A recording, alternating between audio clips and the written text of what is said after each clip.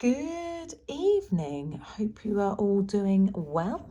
Thanks for clicking on this video of my evening skincare routine. I'm going to be showing you everything I'm using at the moment, starting now apparently. That is the Tatcha Deep Cleanse Cleanser and my dirty, by the looks of it, face brush thing. Don't know the name of it. We'll try and link it down below. Got it from Aldi last year as a dupe for the Foreo one. Absolutely love it. Cannot recommend it anymore. I use it all the time.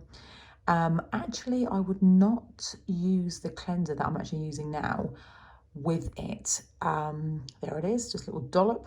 I probably put too much on there if I'm honest. You just turn it on like that. But the reason I wouldn't use this cleanser in particular with this brush is because it doesn't foam. As you can see on my face now, there's no foam. It doesn't really sud. So I had to keep like washing the brush to sort of get it a bit more soapy, shall we say. But it's a new cleanser that I'm trying out. I've never tried it before. I've never tried any of the Tatcha range before actually, but I got it in Sephora when I went to New York. So I thought, why not give it a try? So far so good. I really like it. I hear amazing reviews on YouTube. So I fell into that trap, didn't I? The YouTuber trap where I thought, well, I've got to try it now. So that's been about 4 weeks I've been trying that, and I am really enjoying it actually. But yeah, probably wouldn't use with this face brush. I don't use the face brush every single day. I use it maybe 2 to 3 times a week, but it really feels like an exfoliant at the same time because it's brushing so deep into your skin. It really feels like it gets all my dirty pores out. Bear in mind today I haven't actually worn any makeup either because I've been swimming with my darling little boy. And you'll see on the cloth, on the face cloth that I use to wipe my face afterwards, that there's actually residue makeup on there, probably tan, but it just goes to show how amazing it is that it really gets everything out of your skin, especially before you go to bed. It's just so important. Bit of background about my skin. I have cleansed, toned and moisturised every single day since I was about 14 years old. My mum really drained it into me from a young age that it's good to look after your skin, and I'm so glad I did listen to her because I am now 30 and I've never had Botox. I have had fillers in my lips. I got them done in 2015. I had like 1 mil or half a mil actually every year till 2018, and I haven't had it done now for 4 years, and I'm definitely going for the filler-free life. But Botox I would be open to when I'm a bit older, I think. But so far, I think I've done pretty well at sort of keeping some lines at bay for now. So I'm just going to go, here we go, scrubbing the old neck. You can't forget the neck, okay? You know, I'm always getting like tan and stuff down there and ugh.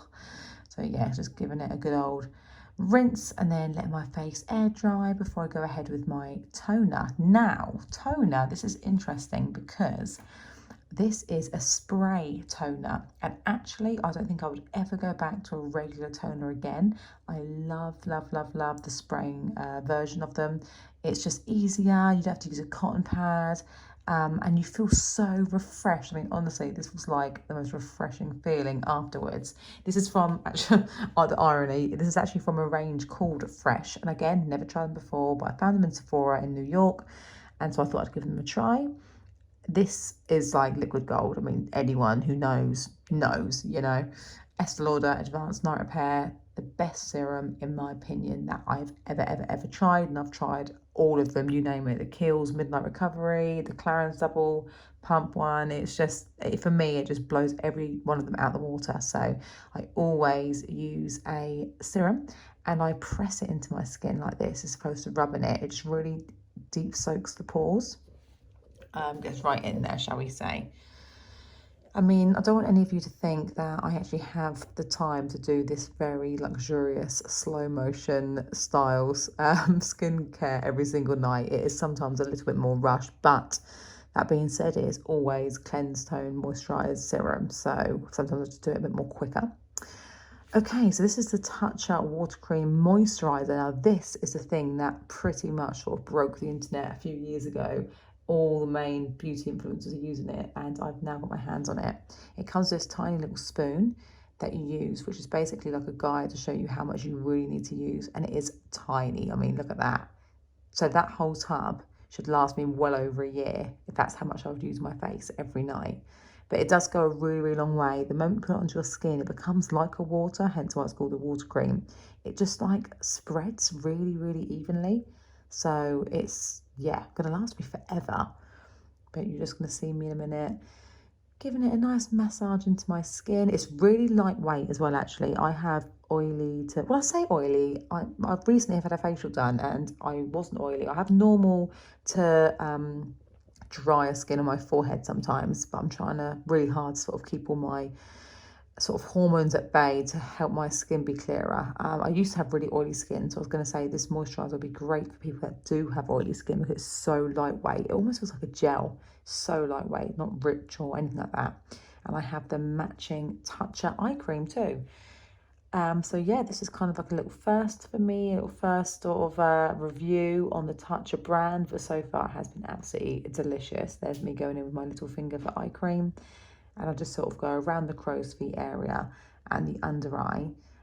Eye cream, I'll be honest, is a hit and miss for me. Sometimes I remember to do it, sometimes I don't. Essentially, my moisturiser gets all underneath my eye and around my eye anyway. So it does feel like a little bit of a waste of money.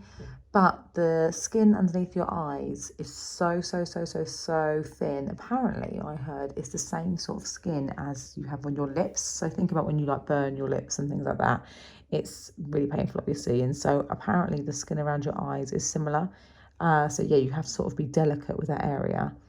Oh yeah, okay. Going in with my trusty NYK1 Lash Serum.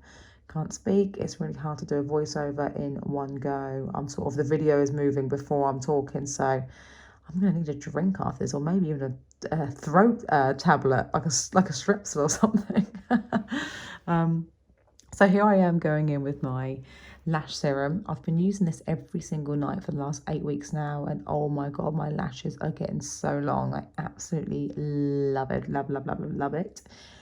Yeah, put it on every night, just on the line of your lash. I actually need to get a new one. I'm kind of hoping that I've got some for Christmas, so here's fingers crossed for that, because they're about 40 quid a go, I think. So not cheap, but you know, not majorly expensive. Okay, now would it really be me without featuring Suntan? These are the self-tanning drops in shade medium by the Isles of Paradise. I really like this tan, actually. I'm a massive fan. I can't be asked to ever fully fake tan the night before, you know, when I need it anymore. I've got a baby. If he wakes up in the middle of the night, then I'm going to have to go and attend to him. Then he's going to get tan all over his face, and it's going to be a whole ordeal. So I prefer these sort of tanning drops. I also have tanning mist that I use for my neck and my body as well. But I use these little tanning drops just for my face, just to give me a bit of a glow in the day, because I don't really tend to wear that much makeup anymore, just rarely have the time. So it's nice to have that little bit of glow about you. Otherwise I do look a bit washed out. Oh, not neglecting the neck area either. Well done, Hannah. You do want to be matching. Nothing worse than that mixed match foundation to neck. That's very 2008 of me. So yeah, just massaging that in, and that's my skin done. Then we're going to move swiftly on to hair. You're not going to see me dry it because, let's face it, that's a pretty mundane video. Although, that being said, any hairdressers watching this, please give me tips on how to like blow dry my hair, because I really struggle blow dry my hair. I have quite fine hair, but just quite a lot of it, and it's fairly frizzy. So you're going to see in a minute I go in with my heat protectant spray from Vigo 5. I don't really know what heat protectants to use, to be honest. I've never invested in an expensive one. I've always just gone with cheaper ones, because the way I see it, it's surely just going to protect my hair from heat, right? Like, it can't do anything extra. But I do go in with serums, you'll see in a minute as well. But yeah, I really need some blow drying techniques, because I just never like, my hair just always looks very frizzy. I can never get it smooth just from hair drying it.